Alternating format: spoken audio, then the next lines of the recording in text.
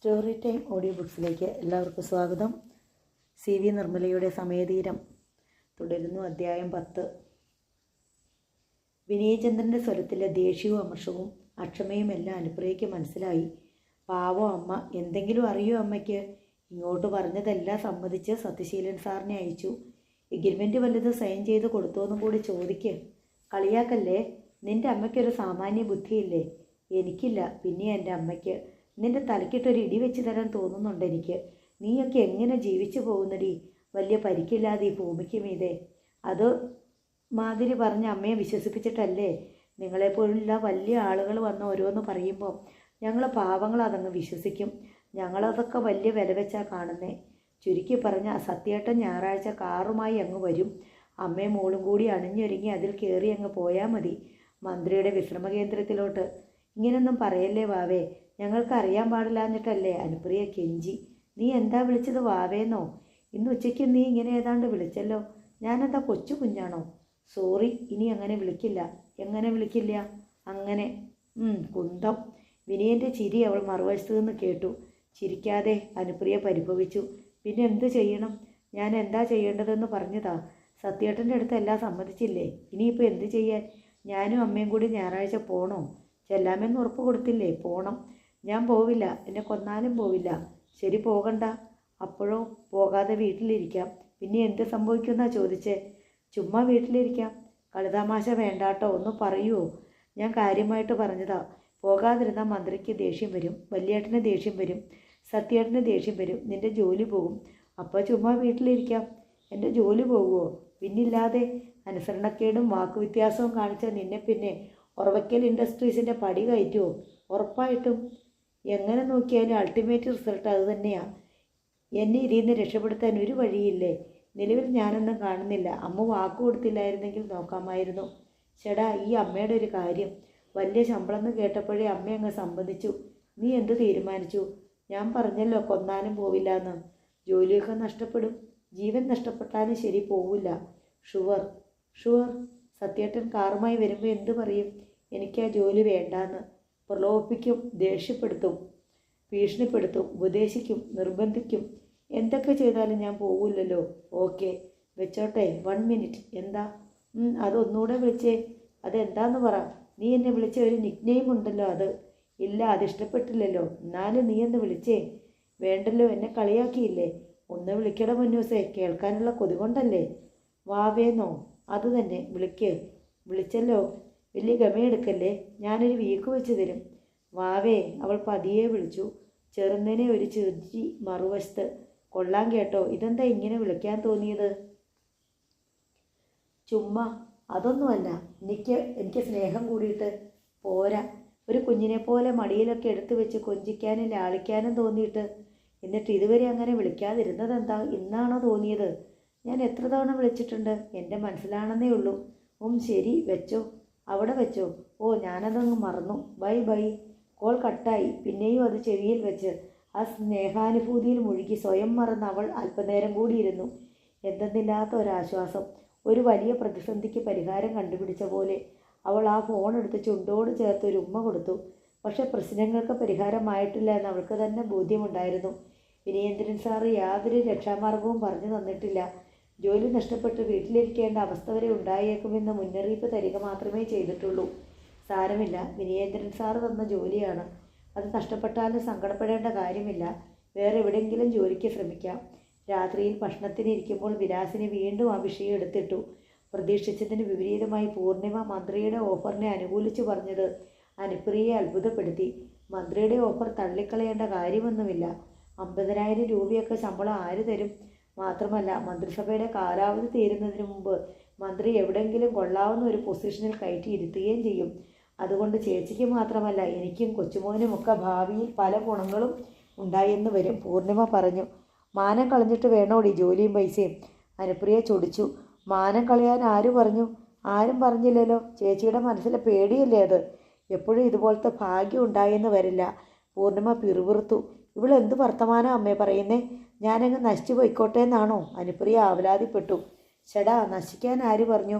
അമ്മയും കൂടിയല്ലേ ഇൻ്റർവ്യൂവിന് വരുന്നത്, പിന്നെ എന്ത് പേടിക്കാനാ? പൂർണിമ തർക്കിച്ചു. അവർക്ക് എൻ്റെ ബയോഡേറ്റയും സർട്ടിഫിക്കറ്റും മതിയെങ്കിൽ അത് കൊടുത്തയക്കാമല്ലോ. ഞാനെന്തിനാ പോണേ? എൻ്റെ ചേച്ചി ചുമ്മാ ഇങ്ങനെ തർക്കിക്കല്ലേ. ചേച്ചി ഒരു നയത്തിലൊക്കെ നിന്നാൽ മതി. ആ ജോലി കിട്ടും, കുടുംബവും രക്ഷപ്പെടും. ഇങ്ങനെ നശിച്ചു പോകാനാണെങ്കിൽ എത്രയോ കോടി ജനങ്ങൾ നശിച്ചു പോയേനെ. അനുപ്രിയയ്ക്ക് വാദിക്കാൻ വാക്കുകൾ കിട്ടാതെ അവൾ എഴുന്നേറ്റ് പോയി. അമ്മ ചേച്ചിയെ പറഞ്ഞ് മനസ്സിലാക്ക്. ഈ പേടിക്കുന്ന പോലെ ഒന്നുമില്ലെന്ന് പറ. നമുക്കിഷ്ടമില്ലാത്ത ഒരു കാര്യത്തിനും ഇന്നത്തെ കാലത്ത് ആരും നിർബന്ധിക്കില്ല. പൂർണിമ പറയുന്നതാണ് ശരിയെന്ന് ഒരു വേള വിലാസിനിക്ക് തോന്നി. ഞായറാഴ്ച സത്യശീലൻ തന്നെയാണ് കാറുമായി വന്നത്. റോഡരികിൽ ഇലക്ട്രിക് പോസ്റ്റിൻ്റെ ചുവട്ടിൽ കാർ ഇട്ടിട്ട് അയാൾ മുറ്റത്തേക്ക് കയറി വന്നു. പൂർണിമ മുറ്റത്തിനരികിലെ ചാമ്പയിൽ നിന്ന് തോട്ടി ഉപയോഗിച്ച് ചാമ്പങ്ങ പറിക്കുകയായിരുന്നു. അവൾ തോട്ടി താഴെ ഇട്ടിട്ട് തിടുക്കത്തിൽ പാവാടക്കുത്ത് വലിച്ച് താഴ്ത്തി. അപ്പോൾ അതിലുണ്ടായിരുന്ന ചാമ്പങ്ങ മുഴുവൻ മുറ്റത്ത് ചിതറി. അമ്മേ, അവൾ ഉറക്ക വിളിച്ചു. വിലാസിനി വരാന്തയിലേക്ക് വന്നു. സത്യശീലനെ കണ്ട് അവരുടെ മുഖം വിളറി. കയറി ഇരുന്നാട്ടെ, വിലാസിനി ക്ഷണിച്ചു. ഇരിക്കാനൊന്നും സമയമില്ല, ഇപ്പോൾ തന്നെ കുറേ വൈകി. അനുപ്രിയ റെഡിയല്ലേ? ഉടനെ പോയേക്കാം. അവൾക്ക് നല്ല സുഖമില്ലെന്നാ പറയുന്നേ. സുഖമില്ലെന്നോ? എന്താ അസുഖം? തലവേദനയോ തൊണ്ടവേദനയോ ഒക്കെ ഉണ്ടെന്ന് പറയുന്നു. ഇതൊക്കെ നേരത്തെ പറയണ്ടേ, ഇപ്പോഴാണോ? അവളെ ഇങ്ങോട്ട് വിളിക്ക്. കിടക്കുവോ സാറേ? കിടന്നാൽ പിന്നെ എണീക്കാൻ പറ്റില്ലേ? ഇങ്ങോട്ട് വിളിച്ചുകൊണ്ട് വാ, ഇല്ലെങ്കിൽ ഞാൻ അങ്ങോട്ട് കയറി ചെല്ലും. വിലാസിനി ഗദ്യത്തരമില്ലാതെ അകത്തേക്ക് പോയി. കട്ടിലിൽ മൂടിപ്പതിച്ച് കിടക്കുകയായിരുന്നു അനുപ്രിയ. സത്യശീലൻ സാറ് വന്നിരിക്കുന്നു, എണീറ്റ് വാ, വിലാസിനി വിളിച്ചു. എനിക്ക് നല്ല സുഖമില്ലെന്ന് പറഞ്ഞില്ലേ? പറഞ്ഞിട്ട് കേൾക്കണ്ടേ? നിന്നെ കാണണമെന്ന്. എനിക്ക് കാണണ്ട. എടി എണീറ്റ് വാ, അല്ലെങ്കിൽ സാർ ഇങ്ങോട്ട് വരും. നിവൃത്തിയില്ലാതെ അനുപ്രിയ എഴുന്നേറ്റു. അമ്മയോടൊപ്പം വരാന്തയിലേക്ക് ചെന്നു. സുഖമില്ലെന്ന് പറഞ്ഞ് നീ അകത്ത് കയറി കിടന്നാലെങ്ങനാ? പോകണ്ടേ? സത്യശീലൻ ചോദിച്ചു. എനിക്ക് വയ്യാഞ്ഞിട്ടാ. വയ്യാകിയ എന്നൊന്നും പറഞ്ഞിട്ട് കാര്യമില്ല. മിനിസ്റ്റർ അവിടെ വെയിറ്റ് ചെയ്യുക. ഇന്ന് ഇൻ്റർവ്യൂവിന് ചെല്ലാ എന്ന് പറഞ്ഞിട്ട് കാല് മാറുന്നത് പോക്കൃത്തരമല്ലേ? നിങ്ങളുടെ തോന്നിയാസമൊക്കെ ഇവിടെ. അവിടെ അതൊന്നും പറ്റില്ല. മിനിസ്റ്ററുടെ വാക്കിനും സമയത്തിനുമൊക്കെ വലിയ വിലയുണ്ട്. സാർ, എനിക്ക് വേണ്ട, വിളച്ചിലൊന്നും എൻ്റെ അടുത്ത് വേണ്ട. എനിക്ക് കണ്ടാലറിയാം അസുഖമുണ്ടോ ഇല്ലയോ എന്നൊക്കെ. വരാൻ പറ്റില്ലെങ്കിൽ ആ വിവരം നേരത്തെ പറയണമായിരുന്നു. ഇതെന്താ കുട്ടിക്കളിയാ? വേഗം ചെന്ന് അമ്മയും മോളും കൂടി ഡ്രസ്സ് മാറി വാ. അവിടെ ചെന്ന് മന്ത്രിയെ ഒന്ന് തല കാണിച്ചാട്ട് അപ്പം തന്നെ തിരിച്ചു വരാം, സത്യശീലൻ കർക്കശമായി പറഞ്ഞു. അനുപ്രിയ ഒരു ആശ്രയത്തിനായി അമ്മയെ നോക്കി. വാ. വിലാസിനി മകളുടെ കൈ പിടിച്ച് അകത്തേക്ക് നീങ്ങി. ഞാൻ കാറിൽ വെയിറ്റ് ചെയ്യാം, അങ്ങോട്ട് വന്നാൽ മതി. സത്യശീലൻ മുറ്റത്തു നിന്നിറങ്ങി കാറിനടുത്തേക്ക് പോയി. അനുപ്രിയ കട്ടിലിൽ ബലം പിടിച്ചിരിക്കുകയാണ്. അവൾക്ക് ചുറ്റും നിന്ന് പൂർണിമയും വിലാസിനിയും അനീഷ് നിർബന്ധിക്കുന്നുണ്ടായിരുന്നു. പോകാം സത്യശീലൻ സാറ്, കാറിനകത്ത് നമ്മൾ വരാൻ കാത്തിരിക്കുക, വിലാസിനി പറഞ്ഞു. അനുപ്രിയ ആരെയും നോക്കാതെ കണ്ണടച്ച് പിടിച്ചു. ചേച്ചി, അയാൾ ഇത്രയിടം വരെ വന്നതല്ലേ, ഇനി പോകാതിരുന്ന അയാൾക്ക് ഭയങ്കര ദേഷ്യം വരും, പൂർണിമ പറഞ്ഞു. എന്തായാലും ഞാനും കൂടിയല്ലേ വരുന്നേ, പിന്നെന്താ? വിലാസിനി അവളെ തോണ്ടി. അത് ശരിയല്ലേ, അമ്മ കൂടെയുള്ളപ്പോൾ ചേച്ചിക്ക് എന്താ പോയാൽ? അനീഷും അക്കൂടെ ചേർന്നു. എനിക്ക് ആ ജോലി വേണ്ടല്ലോ, അത് ഞാൻ തീരുമാനിച്ചു കഴിഞ്ഞു, പിന്നെന്തിനാ പോണേ? അനുപ്രിയ തൻ്റെ നിലപാടിൽ ഉറച്ചു നിന്നു. ഞാൻ പോയാൽ മതിയായിരുന്നെങ്കിൽ ഇപ്പം തന്നെ ഞാനങ്ങ് പോയേനെ, പൂർണിമ പരിതപിച്ചു. ചേച്ചി, ആ സാറവിടെ കാറിൽ വെയിറ്റ് ചെയ്യുക. ഇനി ചെല്ലുന്നില്ല എന്നുകൂടി പറഞ്ഞാൽ വേണ്ട, ഞാനൊന്നും പറയുന്നില്ല. അമ്മ ചെന്ന് പറ, അവൾ വരുന്നില്ലെന്നാ പറയണേ, അവൾക്ക് ആ ജോലി വേണ്ടത്രേ. നീ പോകുന്നില്ലെന്ന് ഉറപ്പിച്ചോ? എപ്പോഴേ ഉറപ്പിച്ചതാ. വിലാസിനി 2 നിമിഷം മകളുടെ മുഖത്തേക്ക് നോക്കി നിന്നു. പിന്നെ ഇറങ്ങി പുറത്തേക്ക് പോയി. സത്യശീല ക്ഷമയേറ്റ് കൽപ്പടികൾ കയറി മുറ്റത്തേക്ക് വരുന്നുണ്ടായിരുന്നു. ഇതുവരെ റെഡിയായില്ലേ? വിലാസിനിയോട് അയാൾ ദേഷ്യപ്പെട്ടു. സാറേ ക്ഷമിക്കണം, അവൾ വരുന്നില്ലെന്നാ പറയണേ, തീരെ വയ്യത്രേ. സത്യശീലൻ്റെ മുഖം ചുവന്നു. അവളെ ഇങ്ങോട്ട് വിളിക്കുക. സാറേ, അവൾക്ക് വിളിക്കാൻ പറഞ്ഞാൽ വിളിക്കണം. വിലാസിനി ചെന്ന് അനുപ്രിയയെ വിളിച്ചെഴുന്നേൽപ്പിച്ച് മുറ്റത്തേക്ക് കൊണ്ടുവന്നു. സത്യശീലൻ ക്രുദ്ധനായി അവളുടെ മുഖത്തേക്ക് തുറച്ചു നോക്കി. നിനക്ക് എന്താടി വാലുകളിർത്തോ? നിന്നോട് ഞാനല്ലേ പറഞ്ഞത് ഡ്രസ്സ് മാറി വരാൻ? നീ ആരാ? ലോറി ഡ്രൈവറായിരുന്ന സുധാകരൻ്റെ മകൾ തന്നെയല്ലേ നീ? സാർ, ഒന്നാമത് എനിക്ക് നല്ല സുഖമില്ല, അതുമാത്രമല്ല ആ ജോലി എനിക്ക് വേണ്ട. അപ്പോൾ നീ വരുന്നില്ലെന്ന് ഉറപ്പിച്ചു? വരുന്നില്ല സാറേ. പറഞ്ഞു തീർന്നത് സത്യശീലൻ കൈവലിച്ച് അവളുടെ കവളത്ത് പൊട്ടിച്ചു. അടി ശക്തമായിരുന്നു. അനുപ്രിയ പിന്നോട്ട് വേച്ചുപോയി. നന്ദി കെട്ടവളെ, സത്യശീലൻ ചീറി. ഇനി നീ ഉറവയ്ക്കൽ ഇൻഡസ്ട്രീസിൻ്റെ കോമ്പൗണ്ടിൽ കയറണമെങ്കിൽ എൻ്റെ കാൽച്ചുവട്ടിൽ വന്ന് വീഴണമടി അഹങ്കാരി. സത്യശീലൻ ഞെട്ടിത്തിരിഞ്ഞ കൽപ്പടികൾ ഇറങ്ങി താഴേക്ക് പോയി. ഞെട്ടിത്തെറിച്ച് നിൽക്കുകയാണ് അനുപ്രിയ. വിലാസിനിയും പകച്ചു പോയിരുന്നു. താഴെ കാറിൻ്റെ ഇരമ്പൽ കേട്ടു. 2 നിമിഷത്തിനുള്ളിൽ പൊടി പറത്തിക്കൊണ്ട് കാർ പാഞ്ഞു പോകുന്നത് കാണായി. അനുപ്രിയ വിതുമ്പിക്കൊണ്ട് മുറിക്കുള്ളിലേക്ക് തിരിച്ചു കയറി. വിലാസിനി കാർ പോയ ദിക്കിലേക്ക് നോക്കി അമർഷത്തോടെ പിറുപിറുത്തു. അയാൾ ആരാ എൻ്റെ മോളെ തല്ലാൻ? അയാൾക്ക് എന്താ അവകാശം? ഇതാണോ മര്യാദ? പൂർണിമയും അനീഷും സത്യശീലൻ്റെ നടപടിയിൽ അമർഷം പൂണ്ടു. അയാളുടെ ഹുങ്കല്ലേ അമ്മേ, അയാൾ വലിയ മാനേജര്. ഇങ്ങനെയാണെങ്കിൽ ചേച്ചി പോകാതിരുന്നത് നന്നായി. അച്ഛനുണ്ടായിരുന്നെങ്കിൽ അടിക്കാൻ അയാളുടെ കൈ പൊങ്ങുമോ? അനുപ്രിയ കട്ടിലിൽ ചെന്ന് കിടന്ന് വിങ്ങിപ്പൊട്ടുകയായിരുന്നു. വിലാസിനി കട്ടിലിൽ ചെന്നിരുന്ന് അവളെ ആശ്വസിപ്പിക്കാൻ ശ്രമിച്ചു. നീ വിഷമിക്കേണ്ട. എന്തായാലും നീ ഈ കാര്യം പ്രസന്നൻ മുതലാളിയോടും കൊച്ചു മുതലാളിയോടും പറയണം. ആ കാട്ടാളൻ ഇവിടെ വന്ന് പറഞ്ഞതും കാണിച്ചതും ഒന്നും അവരറിയുന്നില്ലല്ലോ, അവരെ അറിയിക്കണം. അനുപ്രിയയ്ക്ക് അപ്പോൾ തന്നെ വിനയചന്ദ്രനെ വിളിച്ച് സങ്കടം പറയണമെന്നുണ്ടായിരുന്നു. എങ്കിലും അവൾ ആത്മസംയമനത്തോടെ കാത്തിരുന്നു. ഈ പ്രശ്നം പെരുപ്പിച്ച് കാട്ടി വഷളാക്കിയല്ല വേണ്ടതെന്ന് അവൾക്കറിയാം. അതിനാൽ വിലാസിനെ നിർബന്ധിച്ചിട്ട് അവൾ വിനയനെ വിളിക്കാൻ കൂട്ടാക്കിയില്ല. സത്യശീലൻ നേരെ ഉറവയ്ക്കൽ വീട്ടിലേക്കാണ് പോയത്. അവിടെ ചെന്ന് അയാൾ പ്രസന്നചന്ദ്രനെ കണ്ട് ഉദ്ദേശിച്ച കാര്യം നടന്നില്ലെന്ന് അറിയിച്ചു. ആർക്കാ എതിർപ്പ്? തള്ളയ്ക്കോ മോൾക്കോ? പ്രസന്നചന്ദ്രൻ ചോദിച്ചു. തള്ളയ്ക്ക് അത്ര എതിർപ്പൊന്നുമില്ല. വേണമെങ്കിൽ പോയേക്കാം എന്ന് വെച്ചതാണ്. പക്ഷെ അവൾ ഒരു തരത്തിലും അടുക്കുന്നില്ല. നീ നിർബന്ധിച്ചില്ലേ സത്യ? നിർബന്ധവും ഭീഷണിയെല്ലാം പ്രയോഗിച്ചു. അറ്റ കൈക്ക് ചീട്ടത്തൊന്ന് പൊട്ടിക്കുകയും ചെയ്തു. അത് നന്നായി. പ്രസന്നൻ്റെ ഉള്ളിൽ കോപം പെരുകി പെരുകി വരികയായിരുന്നു. അടി കൊടുത്തു എന്ന് കേട്ടപ്പോൾ അല്പം സമാധാനമായി. അവൾക്ക് എന്താ ഇത്ര ധിക്കാരം? അറിഞ്ഞുകൂടാ. എനിക്ക് തോന്നുന്നത് അവൾക്ക് സംഭവത്തിൻ്റെ ഒരു കാലാവസ്ഥ മനസ്സിലായതുകൊണ്ടാണെന്നാ. എന്നാലെന്താ, 40,000 രൂപ ശമ്പളം കിട്ടുമെന്നറിഞ്ഞാൽ എന്തിനും തയ്യാറായിട്ട് എത്ര പേരുണ്ട്. ഇവളാരും അപ്സരസോ? ഒരു പിൻബലമൊന്നും ഇല്ലാതെ ആരും ഇത്ര മസിൽ പിടിക്കില്ല വില്യേട്ടാ. എന്ത് പിൻബലം? ആരുടെ പിൻബലം? ആരോ അവളെ സപ്പോർട്ട് ചെയ്യാനുണ്ട്. അതല്ലെങ്കിൽ ആരോ അവളെ പ്രേമിക്കുന്നുണ്ട്. അതെന്തൊരു കണ്ടുപിടുത്തമാ സത്യ? പ്രസന്നൻ അത്ഭുതപ്പെട്ടു. അല്ലെങ്കിൽ ഒരു പെണ്ണും ഇങ്ങനെ ഒരവസ്ഥയിൽ ഇത്ര ഉറച്ചു നിൽക്കില്ല, തീർച്ച. എടാ, മന്ത്രി അതിരമ്പുഴയിൽ വെയിറ്റ് ചെയ്യുന്നു. എന്താ പറയണ്ടേ? അവൾക്ക് സുഖമില്ല, ചിക്കൻ ബോക്സിൻ്റെ ലക്ഷണമാണെന്ന് പറയാം. ഇന്ന് രാവിലെ വരെയില്ലാത്ത 11.5 മണിക്കൂറിൽ എവിടെ വന്നു എന്ന് ചോദിച്ചാൽ ചെങ്കണ്ടാണെന്ന് പറഞ്ഞാലോ? അതാകുമ്പോൾ കുറച്ചുകൂടെ യോജിക്കില്ല. രാവിലെ എണീറ്റപ്പോൾ കണ്ണ് രണ്ടും ചുവന്നിരിക്കുന്നു. ചൊറിച്ചിലും പുകച്ചിലും കണ്ണുനീരും. നോക്കിയാൽ പകരുന്ന രോഗമായതുകൊണ്ട് മിനിസ്റ്റർ അങ്ങ് ക്ഷമിച്ചോളും. അങ്ങനെ ചെയ്യോ അല്ലേ? ഞാൻ തന്നെ മിനിസ്റ്ററെ വിളിച്ച് പറയാം, അതാ നല്ലത്. എങ്കിൽ താമസിപ്പിക്കേണ്ട വില്യേട്ടാ. മിനിസ്റ്റർക്ക് വേറെ വല്ല പ്രോഗ്രാമും ഉണ്ടെങ്കിൽ പൊയ്ക്കോട്ടെ. ഇപ്പോൾ പോയാലും 4-5 ദിവസം കഴിഞ്ഞ് മിനിസ്റ്റർ വീണ്ടും വിളിക്കും. ചെങ്കണ്ണ് മാറാരോഗമൊന്നുമല്ലല്ലോ. അവൾക്കൊരു പണിഷ്മെൻറ്റ് കൊടുത്തു നോക്കാം. എന്ത് പണിഷ്മെൻറ്റ്? നാളെ ജോലിക്ക് വരുമ്പോൾ ഡിസ്മിസൽ ലെറ്ററും ബാക്കി ശമ്പളവും ഒരു കവറിലിട്ട് കൊടുത്തേക്കണം. ഞാൻ ആ മട്ടിലൊന്ന് സൂചിപ്പിച്ചിട്ടാണ് വന്നത്. അത് കൊള്ളാം. പക്ഷെ ഉദ്ദേശിച്ച ഫലം കിട്ടുമോ? അത്യാവശ്യക്കാരനാണെങ്കിൽ 2-4 ദിവസത്തിനകം ആ തള്ള കരഞ്ഞു വിളിച്ച് ഇവിടെ വരും, ക്ഷമിക്കണേന്നും പറഞ്ഞ്. വന്നില്ലെങ്കിൽ പിന്നെ ഞാനതൊരു വാശിയായിട്ടെടുക്കും. അവൾ എവിടെ പോയാലും അവിടുന്ന് തീർപ്പിച്ച് ഇവിടെ തന്നെ കൊണ്ടുവരും. എന്നാലും അവളുടെ അഹങ്കാരം. പ്രസന്നൻ അമർഷം പൂണ്ടു.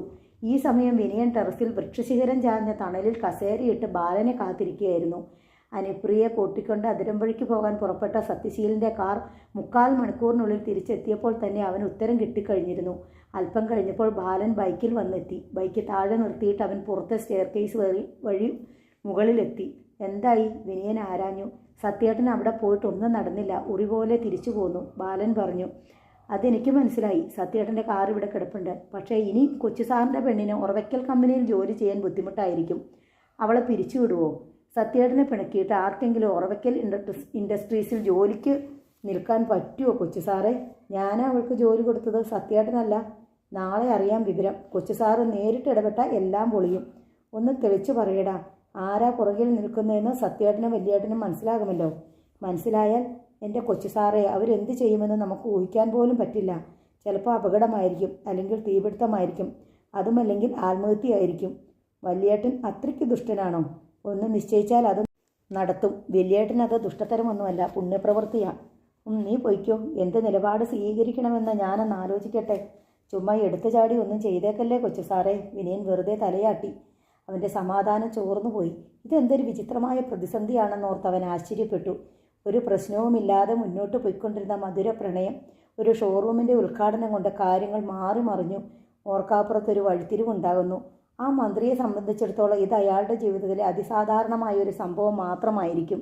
ഒരു വ്യവസായ സ്ഥാപനത്തിൻ്റെ ഉടമ എന്ന നിലയിൽ വലിയേട്ടനെ സംബന്ധിച്ചിടത്തോളം ഇത് വിരൽഞ്ഞൊടിക്കുന്ന വേഗത്തിൽ പരിഹരിക്കപ്പെടുന്ന പ്രശ്നമായിരിക്കാം. പക്ഷേ തനിക്കും അനുപ്രിയയ്ക്കും ഇത് തങ്ങളുടെ ജീവിതത്തെ ഗുരുതരമായി ബാധിച്ചേക്കാവുന്ന ഒരു വൻ പ്രതിസന്ധിയായി മാറിയിരിക്കുന്നു. ഇങ്ങനത്തെ പ്രതിസന്ധികളിൽ എല്ലാ കാലത്തും ചിലർ ബലിയാടുകളായിട്ടുണ്ട്. ആത്മഹത്യകളിലൂടെയും കൊലപാതകങ്ങളിലൂടെയും മനുഷ്യജീവനുകൾ ധാരാളം പൊലിഞ്ഞിട്ടുണ്ട്. ബാലൻ പറഞ്ഞതുപോലെ താൻ വളരെ സൂക്ഷിച്ചേ പറ്റൂ. വിനയൻ ഫോൺ എടുത്ത് അനുപ്രിയയുടെ നമ്പർ ഡയൽ ചെയ്തു. മറുവശത്തു നിന്നും അടുക്കിപ്പിടിച്ച തണുത്ത ഒരു ഹലോ ശബ്ദം കേട്ടു. അനു, നിന്റെ ഒച്ച അളിഞ്ഞിരിക്കുന്നല്ലോ, ഒരു ജലദോഷം പോലെ രാവിലെ മുതൽ. സത്യേട്ടൻ വന്നിട്ട് എന്തു പറഞ്ഞു? മന്ത്രിയെ കാണാൻ പോകാൻ ഇതുവരെ റെഡിയായില്ലേ എന്ന് ചോദിച്ചു. സുഖമില്ലെന്ന് പറഞ്ഞപ്പോൾ പെട്ടെന്ന് റെഡിയാകാൻ നിർബന്ധിച്ചു. എന്നിട്ട് ഞാൻ വരുന്നില്ലെന്ന് പറഞ്ഞപ്പോൾ ദേഷ്യപ്പെട്ട് എൻ്റെ മുഖത്തടിച്ചു. എന്ത്, നിന്നെ തല്ലിയോ അയാൾ? പതുക്കെ, അവിടെ ആരെങ്കിലും കേൾക്കുന്നുണ്ടോ എന്ന് നോക്കണേ. വിനിയൻ നാലുപാടും നോക്കി. ആരുമില്ല. എന്നിട്ട് നീ എന്താ അനു എന്നെ ഫോണിൽ വിളിച്ച് അക്കാര്യം പറയാതിരുന്നേ? അത് സാരമില്ലെന്നേ, ആദ്യം എനിക്കൊരു സങ്കടമോ അപമാനമോ ഒക്കെ തോന്നി. ഇപ്പോൾ സന്തോഷമാ. ഞാൻ ഒരാളെ സ്നേഹിച്ചതിൻ്റെ പേരിൽ കിട്ടിയ സമ്മാനം പോലെയാ. ഒരടി കിട്ടിയപ്പോൾ എൻ്റെ മനസ്സ് ഒന്നുകൂടെ ഉറച്ചു. എന്നാലും അയാൾ എന്ത് ധൈര്യത്തിലാണ് നിന്നെ അടിച്ചത്? അയാൾക്ക് എന്താ അതിനുള്ള അവകാശം? അയാൾ ആരാ? അതിൻ്റെ പേരിൽ ഒരു പ്രശ്നവും ഉണ്ടാക്കല്ലേ പ്ലീസ്. ഞാൻ പറഞ്ഞല്ലോ, എനിക്കിപ്പോൾ ഒരു വിഷമവും ഇല്ല. ഞാൻ അങ്ങോട്ട് വരണോ? വേണ്ട, ഇന്ന് വേണ്ട. നാളെ ഓഫീസിൽ വെച്ച് കാണാം. നാളെ എന്താ? ഒറവയ്ക്കൽ ഇൻഡസ്ട്രീസിൻ്റെ കോമ്പൗണ്ടിൽ കാലുകുത്താൻ സമ്മതിക്കില്ലെന്നാ സത്യശീലൻ സാറ് പറഞ്ഞിട്ട് പോയത്. ഒറവയ്ക്കൽ ഇൻഡസ്ട്രീസ് അയാളുടെ അച്ഛൻ്റെ വകയാണോ? ഇങ്ങനെ ദേഷ്യപ്പെടല്ലേ പ്ലീസ്. മറുവശത്ത് കെഞ്ചി പറയുന്നത് കേട്ട് വിനിയൻ തൻ്റെ രോഷമടക്കി. അവൾക്ക് സമാധാനം കൊടുക്കുകയാണ് ഇപ്പോൾ വേണ്ടതെന്ന് അവൻ ഓർത്തു. തന്നെപ്പോലെ സമ്പത്തിൻ്റെയോ പുരുഷനെന്ന അഹന്തയുടെയോ വലിയ പഠിപ്പിൻ്റെയോ മുന്തിയ സൗഹൃദ വലയങ്ങളുടെയോ പിൻബലം അവൾക്കില്ല. ആലംബഹീനയാണവൾ. ശരി, നാളെ നീ എന്തായാലും ഓഫീസിൽ വരണം. എന്നിട്ട് എന്ത് സംഭവിക്കുമെന്ന് നോക്കാം. ആലോചിച്ചും സൂക്ഷിച്ചും സമാധാനമായിട്ട് എല്ലാം ചെയ്യൂ എന്ന് എനിക്ക് വാക്ക് തരണം. എനിക്കറിയാം, നിൻ്റെ അടുത്തല്ലേ എനിക്ക് എൻ്റെ ഉള്ളിലെ അമർഷം പ്രകടിപ്പിക്കാൻ പറ്റൂ. ശരി, നീ സമാധാനമായിട്ടിരിക്കുക. നാളെ കാണാം. വാവേ. സങ്കടത്തിലുള്ള ആ വിളിയച്ച അവൻ്റെ മനസ്സിൽ തട്ടി. സ്നേഹത്തിൻ്റെ ആഴത്തിൽ നിന്നുള്ള ആ വിളിയുടെ കമ്പനങ്ങൾ അവൻ തിരിച്ചറിയുന്നു. എന്താടാ, പറ. എൻ്റെ കയ്യിലൊന്ന് മുറുക്കെ പിടിച്ചേക്കണേ. ചേർത്ത് പിടിച്ചിട്ടുണ്ടല്ലോ നിന്നെ ഞാൻ. എനിക്കെന്തോ വല്ലാതെ പേടി വരുന്നു. ഞാനില്ലേ, പിന്നെന്താ. വെച്ചോ. അല്പസമയം മൗനമായി ഇരുന്ന ശേഷം അവൻ പറഞ്ഞു, നാളെ കാണാൻ കേട്ടോ. വിറ്റുവാ. ബൈ. വിനയൻ കോൾ കട്ട് ചെയ്തു. ഉച്ചയ്ക്ക് ഊണ് കഴിക്കാൻ വിനയൻ ഡൈനിങ് റൂമിൽ ചെന്നപ്പോൾ സത്യശീലനും അവിടെ ഹാജരുണ്ടായിരുന്നു. അയാളുടെ മുഖം കണ്ടതും വിനയൻ്റെ മുഖം മുറുകി. പെട്ടെന്ന് തന്നെ അവൻ സമചിത്തത വീണ്ടെടുത്ത് സത്യശീലനെ നോക്കി ചിരിച്ചു. ആഹാ, ഇന്ന് സത്യേട്ടനുണ്ടല്ലോ ഊണിന്. ഞാൻ കാർ ഓടിച്ച് വന്നപ്പോൾ വിനുക്കുട്ടൻ ടെറസിലിരിക്കുന്നത് കണ്ടായിരുന്നു, സത്യശീലൻ പറഞ്ഞു. അവർ ഒന്നിച്ചിരുന്ന് ഊണ് കഴിച്ചു. അനുപ്രിയെപ്പറ്റി എന്തെങ്കിലും ഒരു പരാമർശം ഉണ്ടാകുമെന്ന് വിനയൻ പ്രതീക്ഷിച്ചുവെങ്കിലും ഒന്നും ഉണ്ടായില്ല. ഒടുവിൽ വിനയൻ തന്നെ വിഷയം എടുത്തിട്ടു. വില്ലേട്ടാ, നമുക്ക് പുതിയ ഷോറൂമിൽ ബില്ലിംഗ് സെക്ഷനിൽ 1-2 വേക്കൻസി ഇല്ലേ? എന്താ, ആരെങ്കിലും റെക്കമെൻഡ് ചെയ്യാനുണ്ടോ നിനക്ക്? ആ ഡ്രൈവർ സുധാകരൻ്റെ മോളെ നമുക്ക് അങ്ങോട്ട് മാറ്റിയാലോ? പ്രസന്നചന്ദ്രൻ സത്യശീലനെ ഒന്ന് നോക്കി. അത് ശരിയാവില്ല വിനുക്കുട്ട, പ്രസന്നം പറഞ്ഞു. ഓരോന്നും വേറെ വേറെ ഓഫീസ് സ്ഥാപനങ്ങളുമാ. നീ എല്ലാം കൂടി കൂട്ടിക്കുഴയ്ക്കരുത്. ഞാൻ പറഞ്ഞെന്നേ ഉള്ളൂ. ആ കുട്ടിക്ക് ഇപ്പോൾ എക്സ്പീരിയൻസ് ഉണ്ടല്ലോ എന്ന് വിചാരിച്ചു. എക്സ്പീരിയൻസ് ഉള്ള എത്ര പേരെ വേണം? സത്യശീലൻ ചോദിച്ചു.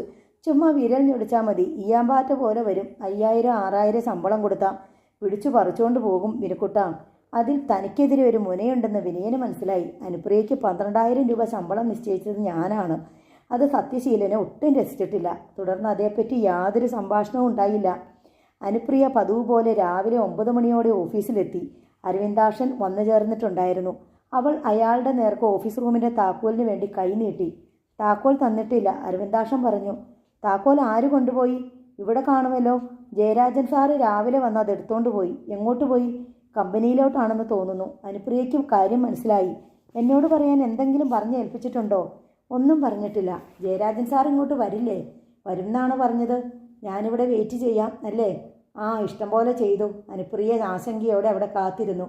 ജയരാജ് വന്നപ്പോൾ 10:45 മണിയായി. സാറ് വരാൻ വേണ്ടി ഞാനിവിടെ കാത്തിരിക്കുകയായിരുന്നു. ഞാൻ വന്നപ്പോൾ താക്കോലില്ല. ജയരാജ് ഹാൻഡ് ബാഗിൽ കൈയിട്ടു. താക്കോലിന് പകരം ഒരു എൻവലപ്പ് എടുത്ത് അനുപ്രിയയുടെ നേർക്ക് നീട്ടി. സാറേ, ഇതെന്താ? എന്താണെന്ന് തുറന്നു നോക്ക്. എനിക്കറിയില്ല. കമ്പനിയുടെ ആഫീസിൽ ചെന്നപ്പോൾ സത്യശീലൻ സാർ തന്നയച്ചതാ. നിന്റെ കയ്യിലോട്ട് കൊടുത്തേക്കണം എന്ന് പറഞ്ഞു. നിന്റെ അഡ്രസ്സ് അല്ലേ കവറിൽ? കവർ കയ്യിൽ വാങ്ങിയപ്പോഴേക്കും അവളുടെ വിരലുകളിൽ വിറവടർന്നു. ഒരു അജ്ഞാത ഭീതി ഇടിനാദം പോലെ അവളുടെ നെഞ്ചിൽ കിടന്ന് മുഴങ്ങി. അനുപ്രിയ കവർ തുറന്നു. നീളത്തിൽ 2ആയി മടക്കിയിരുന്ന കടലാസ് എടുത്ത് നിവർത്തി. കൈ വിറച്ചിട്ട് കത്ത് വായിക്കാനാവുന്നില്ല. ഒന്ന് ഓടിച്ച് വായിച്ച് നോക്കിയപ്പോഴേ മനസ്സിലായി. ജോലിയിൽ നിന്ന് പിരിച്ചു വിട്ടുകൊണ്ടുള്ള ലെറ്ററാണ്. അനുപ്രിയയുടെ കാൽമുട്ടുകൾ ദുർബലമായി. തൻ്റെ ശരീരം താങ്ങാൻ അതിന് കെൽപ്പില്ലെന്ന് അവൾക്ക് തോന്നി. കണ്ണിൽ വെള്ളം വന്ന് നിറയുന്നു. ഇനിയുള്ളതൊരു ചെക്ക് ലീഫാണ്. കിട്ടാനുള്ള ശമ്പളവാക്കി അതിലെ ക്യാഷ് കോളത്തിൽ എഴുതി ചേർത്തിട്ടുണ്ട്. കത്തിൻ്റെ പിറകിൽ പിൻ ചെയ്ത നിലയിലാണ് ചെക്ക് ലീഫ്. എന്താണ് ജയരാജൻ ചെറുചിരിയോടെ ചോദിക്കുന്നു. കണ്ണുനീർപ്പാടയ്ക്കപ്പുറത്ത് ജയരാജൻ്റെ മുഖം ജലബിംബം പോലെ ഇളകുന്നു.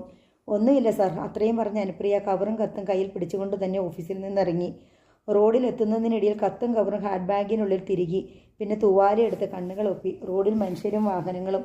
ഒന്ന് കരയാനും വയ്യ. അനുപ്രിയ റോഡരികിൽ പടർന്നു നിന്ന ഒരു മരത്തിന് കീഴിലേക്ക് പോയി.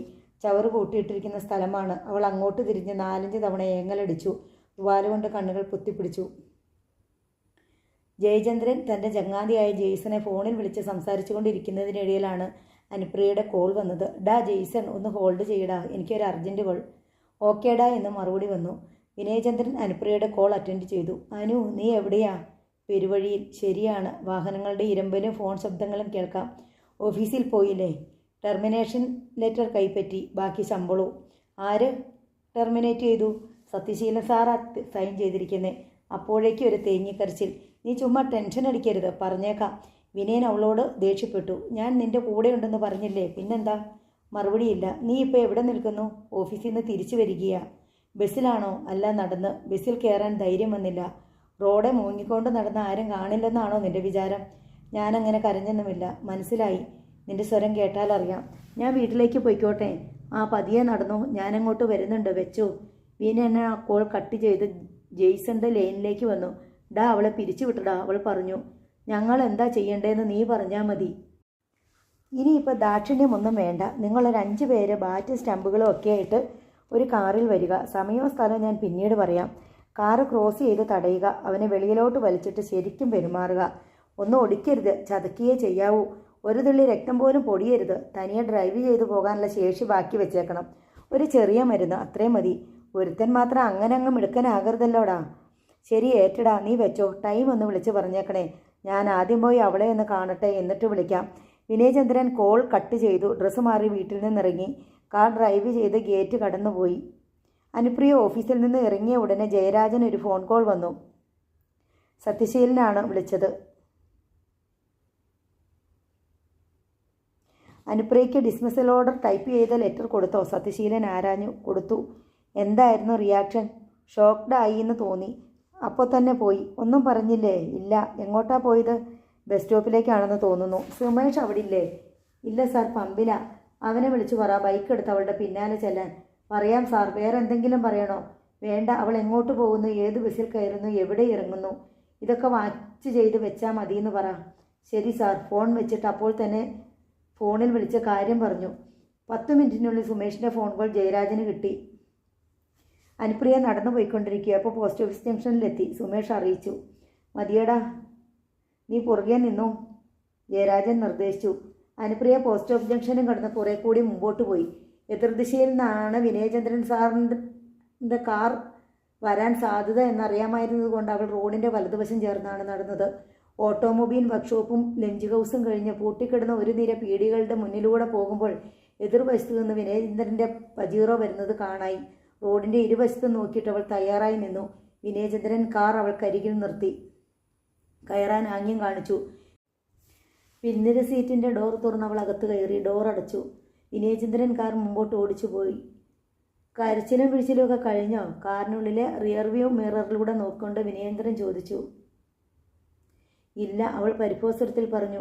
എന്നാൽ തുടങ്ങിക്കോ. കാറിനുള്ളിലാവുമ്പോൾ ആരും കാണില്ലല്ലോ. എനിക്ക് പ്രാണവേദന, അവൾ അർത്ഥഗർഭമായി പറഞ്ഞു. ആദ്യ ഭാഗം ഞാൻ പൂരിപ്പിക്കണമായിരിക്കും. പാലം കടന്ന് വിനയചന്ദ്രൻ ഇടത്തേക്ക് കാർ തിരിച്ചു. റെയിൽവേ സ്റ്റേഷൻ്റെ പിൻഭാഗത്തേക്കുള്ള റോഡാണത്. അവിടെയാണ് ഗോഡൗണുകളും ചരക്ക് കയറ്റിയിറക്കവും. ബാക്ക് യാർഡിലൂടെ കടന്നു പോകുമ്പോൾ പ്ലാറ്റ്ഫോമിനോട് ചേർത്ത് നിർത്തിയിട്ട ഗുഡ്സ് വാഗനുകളിൽ നിന്ന് ചരക്കിറക്കാൻ കാത്തു കിടക്കുന്ന ലോറികളുടെ നിര. ഒരു വാഗണിൽ നിന്ന് സിമൻറ്റ് ഇറക്കി ലോറിയിലേക്ക് ലോഡ് ചെയ്യുന്നത് കാണാം. വിനയചന്ദ്രൻ കുറെ കൂടി മുമ്പോട്ട് പോയി. കൂറ്റൻ വാഗമരങ്ങൾ തീർത്ത തണലിൽ യാത്രക്കാരും വാഹനങ്ങളും നന്നേ കുറവായ ഒരൊഴിഞ്ഞ ഭാഗത്ത് കാർ നിർത്തി. ഇറങ്ങി മുമ്പിൽ വാ, വിനയൻ പറഞ്ഞു. അനുപ്രിയ ഡോർ തുറന്നു. പുറത്തിറങ്ങിയ ശേഷം ഫ്രണ്ട് ഡോർ തുറന്ന് അകത്ത് കയറി. വിനയൻ തൻ്റെ ഇടതുകരം നീട്ടി. അനുപ്രിയ വലതുകൈ അവൻ്റെ കയ്യിലേക്ക് കൊണ്ടുവന്നപ്പോൾ അവൻ പറഞ്ഞു, അതല്ല, മറ്റേ കൈ. ഇടതു കൈ മാറണമെങ്കിൽ അവൾക്ക് അവൻ അഭിമുഖമായി തിരിയുക തന്നെ വേണമായിരുന്നു. അവൾ അങ്ങനെ തന്നെ ചെയ്തു. ഇങ്ങനെ ഇരുന്നാൽ മതി. ഞാൻ ഡ്രൈവ് ചെയ്യുന്നത് നോക്കിക്കൊണ്ട്. ലോകത്ത് എന്ത് നടക്കുന്നെന്ന് നോക്കുകയും വേണ്ട, അറിയുകയും വേണ്ട. അവളുടെ വിരലുകളിൽ അമർത്തി പിടിച്ചുകൊണ്ട് അവൻ പറഞ്ഞു. ആ കൈ ഉയർത്തിക്കൊണ്ടുവന്ന് അവൻ ചുണ്ടോട് ചേർത്തു. പോകാം. അവൻ പറഞ്ഞു. അവൾ തലയാട്ടി. എങ്ങോട്ട്? അവൻ ചോദ്യഭാവത്തിൽ നോക്കി. എനിക്കും അറിഞ്ഞുകൂടാ. അവൻ ചിരിച്ചു. നിന്റെ ടെൻഷൻ മാറിയോ? എങ്ങനെ മാറി? ഒരാളെ കണ്ടപ്പോൾ എനിക്ക് ടെൻഷൻ കൂടി. ഇവൾ അടുത്തിരുന്ന് കഴിഞ്ഞപ്പോൾ. അതെന്താ അങ്ങനെ? നിന്നെ എനിക്ക് എന്തൊക്കെ ചെയ്യണമെന്ന് അറിഞ്ഞുകൂടാ. എവിടുന്ന് തുടങ്ങണം? അയ്യോ, പേടിപ്പിക്കല്ലേ എന്നെ. എന്ത് ചെയ്യാനാ? എനിക്ക് നിന്നെ എടുത്ത ടവൽ പോലെ കഴുത്തിൽ ചുറ്റണം, തോർത്ത് പോലെ തലയിൽ ചുറ്റിക്കെട്ടണം, ആട്ടുംകുട്ടിയെ എന്ന പോലെ തോളത്തെടുത്ത് വെക്കണം, ഒരു കുഞ്ഞിനെ എന്ന പോലെ എൻ്റെ വയറിന് മീതെ കിടത്തി കൊഞ്ചിക്കണം, മടിയിൽ വെച്ച് ലാളിക്കണം, കഴുത്തിലും ചെവിയിലും ഒക്കെ കടിക്കണം. അയ്യോ, അത് മതി. തൽക്കാലം ഇത്രയും മതി, പോകാം. അവൻ അനുപ്രിയയുടെ കൈ വിട്ടിട്ട് ഗിയർ മാറ്റി വണ്ടി മുമ്പോട്ടെടുത്തു. മറ്റേതോ അജ്ഞാത ശക്തിയുടെ നിയന്ത്രണത്തിൽ എന്നവണ്ണം കാർ ഓടിക്കൊണ്ടിരുന്നു. അനുപ്രിയ കണ്ണിമയ്ക്കാതെ അവനെ തന്നെ നോക്കിയിരുന്നു. ഇടയ്ക്ക് അവൻ പറഞ്ഞു, വല്ലപ്പോഴും റോഡിലേക്ക് നോക്കുന്നതിൽ തെറ്റില്ല. വേണ്ട, എനിക്ക് ഇങ്ങനെ ഇരുന്നാൽ മതി. കാർ ഏതൊക്കെയോ ചെറിയ ടൗൺഷിപ്പുകളിലൂടെ ഓടി. ഒടുവിൽ അത് വിസ്തൃതമായ പച്ചപ്പാടങ്ങൾക്ക് നടുവിലെ കൈരേഖ പോലുള്ള റോഡിലൂടെ വേഗത കുറഞ്ഞു ഒരിടത്ത് നിന്നു. അനുപ്രിയ ചുറ്റും നോക്കി. ആ സ്ഥലം അവൾ തിരിച്ചറിഞ്ഞു. മുമ്പൊരു ദിവസം വഴിയറിയാതെ തന്നെ വഴക്കു പറയാൻ കൊണ്ടുവന്ന അതേ സ്ഥലം ഓർമ്മയുണ്ടോ? അവൻ ചോദിച്ചു. ഞാനിത് മറക്കുവോ? ഇതെൻ്റെ പുണ്യസ്ഥലമല്ലേ. എങ്കിലൊരു വഴിപാട് കഴിക്ക്, വിനയൻ കുസൃതിയോടെ പറഞ്ഞു. എന്ത് വഴിപാട്? അവൾ വിസ്മയം പൂണ്ടു. അവളുടെ മുഖത്തിന് നേർക്ക് മുഖം അടുപ്പിച്ച് അവൻ ചൂണ്ടുവിരൽ കൊണ്ട് നെറ്റിയിൽ തൊട്ട് കാണിച്ചു. ഇവിടെ. അടി, അവൻ ഭീഷണിപ്പെടുത്തി. നുള്ള്, പിച്ച്, മാന്ത്, കടി. പറഞ്ഞതനുസരിച്ചില്ലെങ്കിൽ ഇവയൊക്കെയാണ്. കഷ്ടമുണ്ട് കേട്ടോ. അവൾ അവൻ്റെ 2 കവിളത്തും കൈത്തലങ്ങൾ വെച്ചു. എന്തൊരു കുളിർമ നിന്റെ വിരലുകൾക്ക്. ഒരാളിൻ്റെ കവിളത്ത് ചൂട്. ചൂടോടെ താ. അവൾ മുഖം എത്തിച്ച് അവൻ്റെ അഴകൊത്ത നെറ്റിയിൽ ഒന്ന് മുത്തമിട്ടു.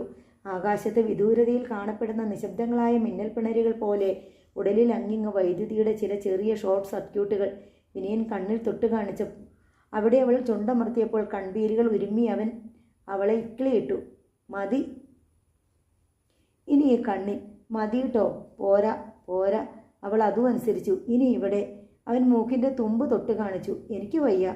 ഇത്ര പോലും വയ്യേ? ഒരു പൂമ്പാറ്റയ്ക്ക് ചെയ്യാവുന്നതല്ലേ ഉള്ളൂ. എന്നാ പൂമ്പാറ്റയെ വിളിച്ചുകൊണ്ട് വരട്ടെ. ഇതല്ലേ എൻ്റെ പൂമ്പാറ്റ. മൂക്കിൻ തുമ്പത്ത് അവൾ ചുണ്ടമർത്തിയപ്പോൾ അവൻ അവളുടെ മുഖം പിടിച്ച് മൂക്കും തമ്മിൽ ഉരുമ്മി. ഇതെന്താ ഇങ്ങനെ? ശരി, നിർത്തി. ഇനി നീ തന്നതിനെല്ലാം കൂടി ചേർത്ത് ഒരെണ്ണം പകരം തരട്ടെ. ഒരെണ്ണം മാത്രം? അത്രമാത്രം? അവൻ ചിരിച്ചുകൊണ്ട് അവളുടെ മുഖം കയ്യിലെടുത്തു.